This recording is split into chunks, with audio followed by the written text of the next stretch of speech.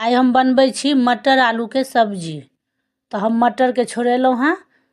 आब एहिमे आलू हम रखने छी, आलू के कटबै। आब एहिमे हम बना रहल छी।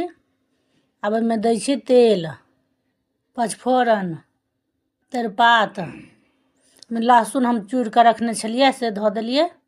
हम लहसुन प्याज वाला बनबै छी। आब एहिमे देबै प्याज। आब एहिके बढ़िआँसँ भूजि देबै। आ प्याज भुजा गेल। आब एहिमे मटर दै छी। मटर देलाके बाद और भुजबै थोड़े देर।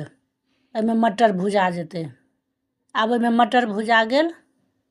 आब एहिमे दै छी आलू, टमाटर, हरदि, नून सब्जी हिसाबसँ देबै। जतेक बनायब ओहि हिसाबसँ नून देबै। बढ़िआँसँ एहिके मिला देबै। एहिमे हल्का पानि धऽ देबै, सिद्ध करऽके छै एखन। आब एहिमे पानि सुखा गेल, आ सिद्धो भऽ गेल। आब एहिमे देबै मसाला, धनी, मिरचाइ, सब्जी हिसाबसँ मसाला देबै। कम रहत तऽ कम देबै, ज़्यादा रहत तऽ ज़्यादा देबै, ओहि हिसाबसँ धऽ देबै। आब मसालाके भुजा देबै एखन। आब मसाला भुजा गेल। आब धऽ देलियै गरम मसाला। आब एहिमे रस दऽ दियौ, पानि।